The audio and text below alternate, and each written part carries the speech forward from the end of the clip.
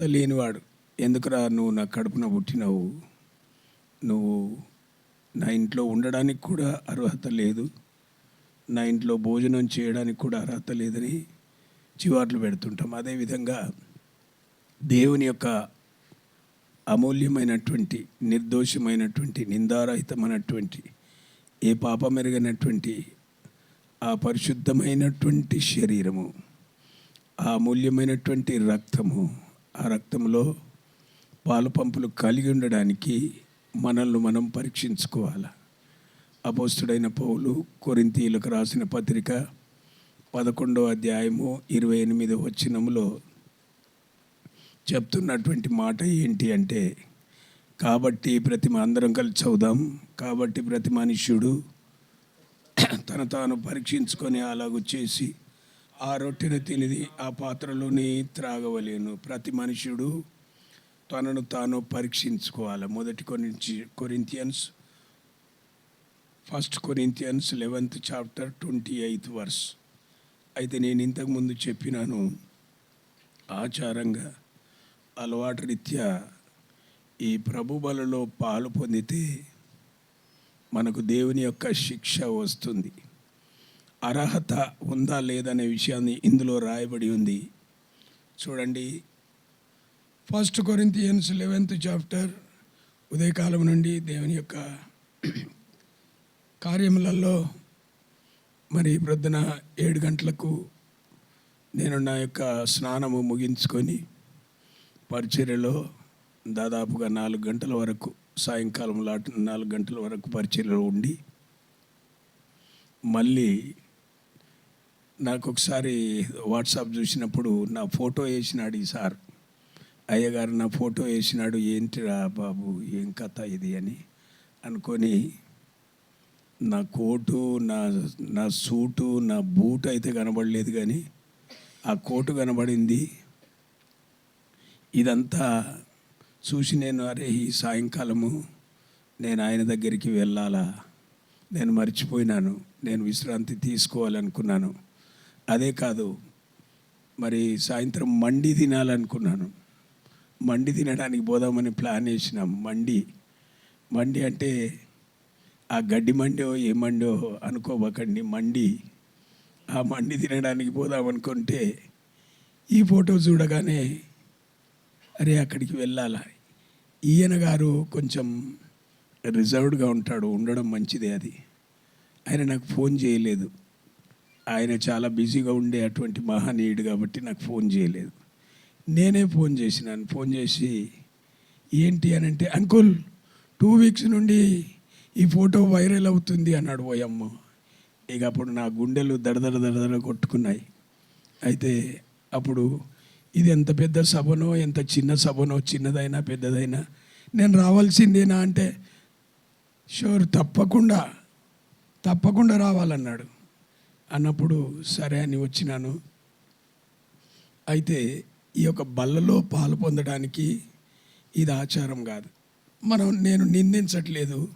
కొంతమంది చిన్నప్పుడు నేను కూడా స్కూల్ దగ్గరికి వచ్చి, నేను గవర్నమెంట్ స్కూల్లో చదివినాను. అయితే ఆ దినాలలో గవర్నమెంట్ స్కూల్లో చదివిన వాళ్ళు పెద్ద ఆఫీసర్లు అయినారు. గవర్నమెంట్ స్కూల్లో చదివినాను. అక్కడికి వచ్చి ఏదో పలహారం అని పంచేవాళ్ళు. అది ఏం పలహారం అయినా ఏం లేదు, కానీ చేయి చాపి అది తినేవాళ్ళం కదా. కనుక ఇది పలహారం కాదు, ప్రసాదం కాదు. ఇది నీ సాక్ష్యం ఏంటి? నీకు రక్షణ ఉందా? నీకు మానమనసు ఉందా? నీ పాపములు క్షమించబడ్డాయా? నీ పాపములను ఒప్పుకున్నావా అనేది దేవుని వాక్యంలో స్పష్టంగా రాయబడి ఉంది. చూడండి, ప్రకటన గ్రంథము 1వ అధ్యాయము 7వ వచనం. ప్రకటన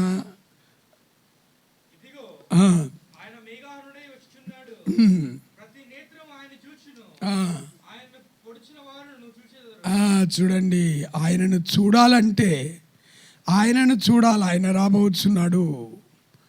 రాత్రి 2 గంటల సమయము, వాక్యము చదువుతూ 2 గంటలు అయింది. ఆ తర్వాత నేను వాట్సాప్ చూసినాను, బాంబులు వేస్తున్నారు. దుబాయ్ మీద బాంబులు పడినాయి. ఏ ప్లేసులో అయితే డిసెంబర్లో నేను తిరుగుతూ వచ్చినానో ఆ ప్లేసులో ఆ ఎయిర్పోర్ట్ సమీపంగా ఆ బూజ్ ఖలీఫా ఆ ప్రాంతంలో బాంబులు వేస్తున్నారు. ప్రజలు భయభ్రాంతులైనారు. ఆ రాత్రి వాళ్ళకు ఫోన్ చేయాలంటే ఫోన్ చేయలేకపోయినాను. ఉదయకాలము ఫోన్ చేసినప్పుడు వారు నిద్రలో ఉన్నారు. 7 గంటలకు 7:30కు ఉదయకాలము నిద్రలో ఉండి వారు ఎట్లా సురక్షితంగా ఉన్నారంటే గాడ్స్ గ్రేస్. నిన్ను కాపాడు దేవుడు కొనుకడు నిద్రపోడు, నన్ను కాపాడు దేవుడు కొనుకడు నిద్రపోడు, గాఢాంధకారపు లోయలో సంచరించినను ఏ అపాయమునకు భయపడను, నీ దుడ్డు కర్ర నీ దండము నన్ను ఆదరించును. దేవుని ఆదరణ వలన బాగున్నాం అంకుల్. 3 గంటలకు పడుకున్నాము, సైరన్స్ మోగుతున్నాయి, బయటికి రావద్దంటున్నారు. అపాయకరమైనటువంటి జీవితం. కానీ ఈ లోకాన్ని విడిచినప్పుడు నీవు నేను దేవుని యొక్క సాక్షిగా ఉండాలా. ఆయన రాబోతున్న దేవుడు. ఆయనను చూడాలంటే మనకు చూసే అర్హత కూడా ఉండాలి. ఆయనను చూడడానికి సినిమా చూసేవాడిని నేను. నాకు రక్షణ లేనప్పుడు సినిమా చూడాలంటే థియేటర్లోనికి పోవాలంటే ఏం కావాలా? టికెట్ కావాలా. టికెట్ ఖరీదు పెట్టి కొనాలా. ఆ టికెట్ లేకుండా, రక్షణ అనే టికెట్ లేకుండా దేవుణ్ణి నువ్వు చూడలేవు. రక్షణ టికెట్ కావాలంటే 1 John 1st verse, 1st John 1st chapter 7th verse. ఆయన వెలుగులో ఉన్న ప్రకారము మనమును వెలుగులో నడిచిన ఎడల మనము అన్యోన్య సావాసము గలవారమయ్యుందుము. అప్పుడు ఆయన కుమారుడైన యేసు రక్తము ప్రతి పాపము నుండి మనల్ని పవిత్రులుగా చేయును. పాపరోగము తుడవబడిందా? యేసు రక్తము ప్రతి పాపము నుండి 9వ వచనము. యేసు రక్తము ప్రతి పాపము నుండి మనల్ని విమోచించును. యేసు రక్తము నీ పాపములను యేసు రక్తములో కడగబడినాయా? మన పాపములను మనము ఒప్పుకొని ఎడల ఆయన నమ్మదగిన వాడు నీతిమంతుడు గనుక ఆయన మన పాపములను క్షమించి సమస్త దుర్నీతి నుండి మనల్ని కడిగి పవిత్రులుగా చేస్తుంది యేసు రక్తం. యేసు రక్తము నా పాపములను తెలుపు చేస్తుందనే నిరీక్షణ నీకుంటే, ఆయన సాక్షిగా నువ్వు ఉంటే నీ సాక్ష్యం ఉండాల. కనుక ఇక్కడ మనం వచ్చేప్పుడు వీధిలో అందరు చూసినారు, మన ఇరుగు పొరుగు చూసినారు, మన యొక్క తోటి కోడళ్ళు చూసినారు, మన తోటి అల్లుళ్ళు చూసినారు, మన అత్తమామ చూసినారు, మన తల్లిదండ్రులు చూసినారు, మన అన్నదమ్ములు చూసినారు, మన స్నేహితులు చూసినారు. ఎక్కడికి పోతున్నారు వీరు? బైబిల్ పట్టుకొని పోతున్నారు. సాక్ష్యం లేనటువంటి వారని వెనకాల తిడుతూ ఉంటారు, దూషిస్తుంటారు. మిమ్మను బట్టి నా నామము అన్యజనుల మధ్య దూషింపబడుతుంది. కనుక అర్హత లేనటువంటి వారంగా మనం ఉన్నామా? దేవుడు నా పాపములను క్షమించినాడు, నన్ను నిత్యరాజ్యంలో నిత్యత్వంలో ఆయనతో పాటు నన్ను ఉంచడానికి ఆయన త్వరగా రాబోతున్నాడు. ఆయన ఆర్భాటంతో ప్రధాన దూత శబ్దంతో కడపూరం మురిగినప్పుడు ఎక్కడ చూసేని యుద్ధాలు, బాంబులు, బ్లాస్టింగ్ అవి వింటుంటే కొంతమందికి చెవులు వినపడకుండా అయిపోతున్నాయి. అంతకంటే మహాశబ్దముతో యేసునాథుడు రాబోతున్నాడు. నీ యొక్క పాపములకు క్షమాపణ కలిగిందా? నీ పాపములను నువ్వు ఒప్పుకున్నావా? రాజు అయినటువంటి దావీదు, నేను పాపములో పుట్టినవాడను, పాపములోనే నా తల్లి నన్ను గర్భమున ధరించింది, నీకు విరోధముగా నేను పాపం చేసినాను, నా పాపమును పరిహరించుమని ఎప్పుడైతే ఒప్పుకుంటామో అప్పుడు దేవుని సాక్షులుగా ఉంటాము. ఈ 1 కొరింథీయులకు రాసిన పత్రిక 11వ అధ్యాయం 27వ వచనములో రక్షణ పొందిన నీకు, పాపక్షమాపణ కలిగిన నీకు దేవుడు పని ఇచ్చినాడు. ఏ పనో చూడండి. బల్లలో పాలు పొందితే ఏం పని ఇచ్చినాడో చూడండి. అక్కడుంది 26. మీరు ఈ రొట్టెను తిని ఈ పాత్రలోనిది త్రాగునప్పుడెల్లా ప్రభువు వచ్చు వరకు ఆయన మరణమును ప్రచురించుడి. లేచినాడు యేసయ్య, చనిపోయినాడు, సమాధి చేయబడ్డాడు, నా పాపములను తన వీపు మీద మోసుకొని పోయినాడు. ఇంతకుముందు విన్నాం, తూర్పునకు పడమర ఎంత దూరమో నీ నా పాపములను అంత దూరం పడవేసినాడు. ఇక పాపము చేయకు అని చెప్పినాడు దేవుడు. పాపిని ప్రేమించినటువంటి దేవుడు నిన్ను ప్రేమించి నీకు బాధ్యత అప్పగించినాడు. నేను ఆరంభంలో ఏం చెప్పినాను? ప్రకృతి సంబంధంగా పిల్లలు కని పెద్ద చేసి పెంచి చదువులు ఇచ్చి ఉద్యోగం చేయకపోతే వాడిని నువ్వు భూమికి బరువురా, నాకు నా ఇంటికి బరువురా, నీ నుంచి నేను ఏదో ఆశించినాను కానీ దౌర్భాగ్యుడా అని తిడుతుంటాం కదా. దేవుని యొక్క సత్య సువార్తను చాటించకపోతే, ఆత్మల కొరకై భారము లేకపోతే, నీ కొరకు యేసు మరణించినాడు. ఏ పాపం ఎరగని దేవుడు మరణించినాడు. ఆయనలో ఏ పాపము లేదు. కనుక అలాంటి దేవుడు నీకు దేవుడు కాగలిగినందుకు నువ్వు ధన్యుడవని సంతోషిస్తే కాదు, కానీ నేను వచ్చు పర్యంతం వరకు నా మరణమును పునరుత్థానమును ఏం చేయమన్నాడు? ప్రచురించాలా, ప్రకటించాలా, అనేకులకు చెప్పాలా, స్నేహితులకు, భర్తకు, భార్యకు, పిల్లలకు. భర్తకు రక్షణ ఉంటే భార్యకు ఉండదు, భార్యకు రక్షణ ఉంటే భర్తకు ఉండదు, తల్లిదండ్రులకు ఉంటే పిల్లలకు ఉండదు. ఎంతోమంది నశించిపోయేవారు ఉన్నారు. స్నేహితులు ఉన్నారు, మంచి గొప్ప స్నేహితులు ఉన్నారు, పేద స్నేహితులు ఉన్నారు, దిక్కు లేని వారు ఉన్నారు, ఆదరణ లేని వారు ఉన్నారు. అనేకులకు దేవుని ప్రేమను గురించి నువ్వు చెప్పకపోతే, వివరించకపోతే ఇందులో నీకు పాలు పంపులు లేవు. ఒకవేళ అందరు రావాలని మన రెవరెండ్ ఉదయ్ రాయ్ గారు అందరు చేతులు ఎత్తిన వారందరికీ సరే నువ్వు ఛేదించు అని అనలేడు. ఎందుకు? రావాలందరూ అంటారు. అది దేవుని ప్రేమ. నా యుద్ధకు వచ్చి వారిని నేను ఎంత మాత్రము త్రోసివేయను. పాపిని ప్రేమించే దేవుడు నిన్ను నన్ను ప్రేమించి ఆయన చేసిన త్యాగం ఒకసారి గమనిద్దాం. యెషయా గ్రంథము 53వ అధ్యాయం 5వ వచనం. యెషయా గ్రంథము 53:5.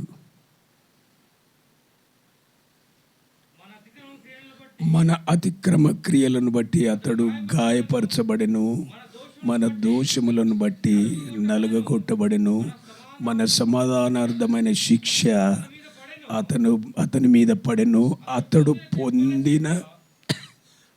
పొందిన దెబ్బల చేత మనకు స్వస్థత కలుగుచున్నది. ఇంత గొప్ప త్యాగమూర్తి ఆయన. నీవు నేను చేసిన పాపముల నిమిత్తమై కొట్టబడినాడు, తిట్టబడినాడు, అవమానం పొందినాడు, ఉమ్మి వేసుకున్నాడు. మరి వీపును దెబ్బలకు తన ప్రశస్తమైన అమూల్యమైనటువంటి శరీరం, పాపం అంటనటువంటి శరీరమును నా పాపముల నిమిత్తమై ఆయన గాయములకు తన శరీరాన్ని అప్పగించి గాయపరచబడినాడు. ఆయన పొందిన దెబ్బల చేత నీకు నాకు స్వస్థత కలిగింది. ఇంత గొప్ప త్యాగమూర్తి ఆయన యొక్క అమూల్యమైనటువంటి ప్రాణము నీ కొరకు నా కొరకు పెట్టి మృత్యుంజయుడిగా లేచినాడు గనుక ఆయన తిరిగి రానయ్యున్నాడని నువ్వు సాక్ష్యం చెప్పాలని ఉంది. ఎంతమంది చెప్తున్నారు సాక్ష్యం?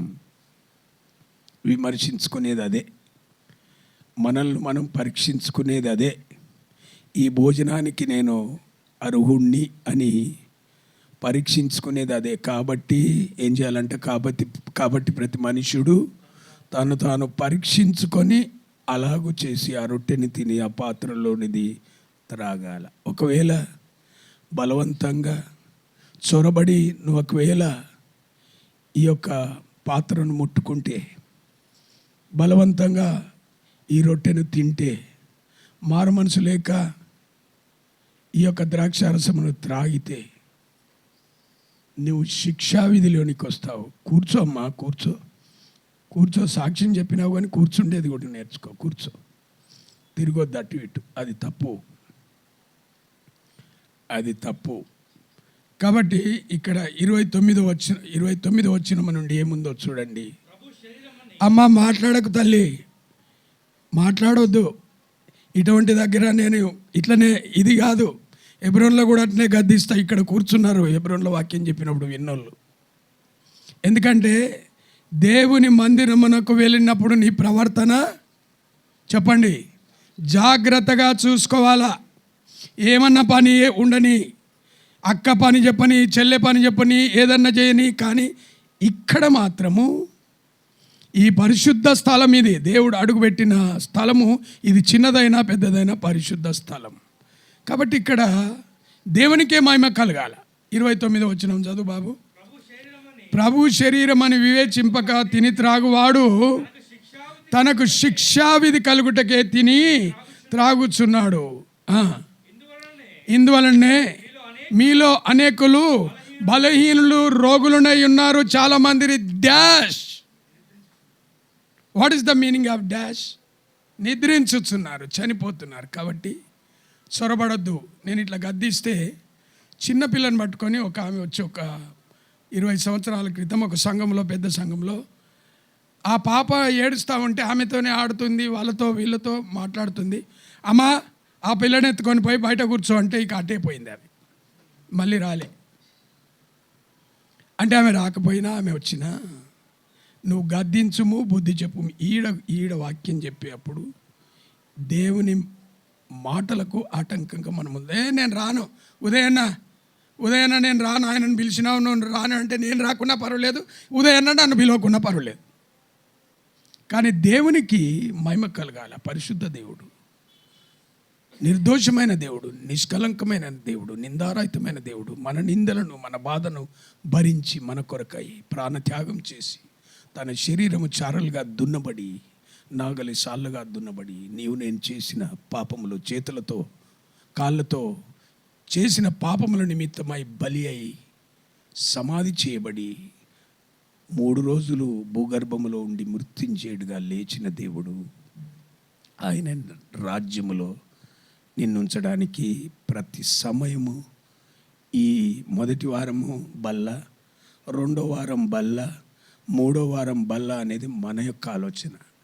ప్రతిసారి ప్రతి సమయము నీవు చేసిన ఉపకారములకు నేనేమి చెల్లింతును, నీవు చేసిన ఉపకారములకు నేనేమి చెల్లింతును.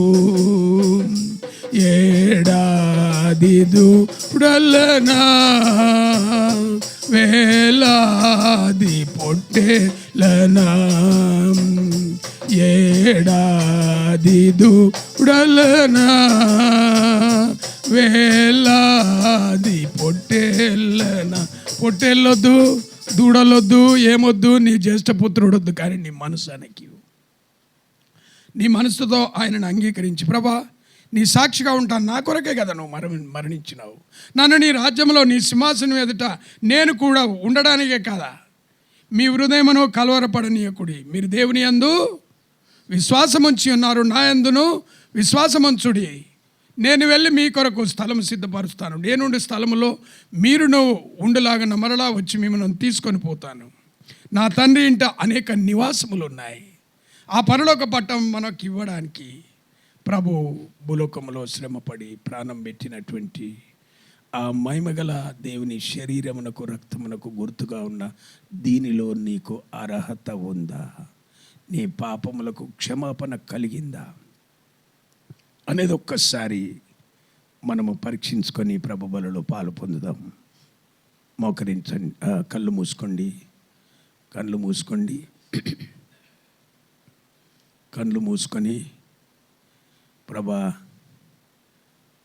నా పాపమును పరిహరించి నీ అమూల్యమైనటువంటి రక్తము చేత నా పాపములను కడగడానికి నేను ఒప్పుకొని నా పాపములను విడిచిపెట్టినాను.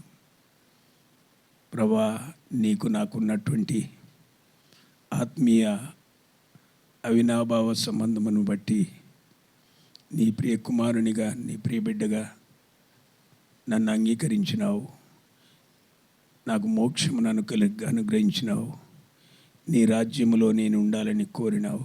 నీ కృప కొరకై వేవేల వందనములు ప్రభువా.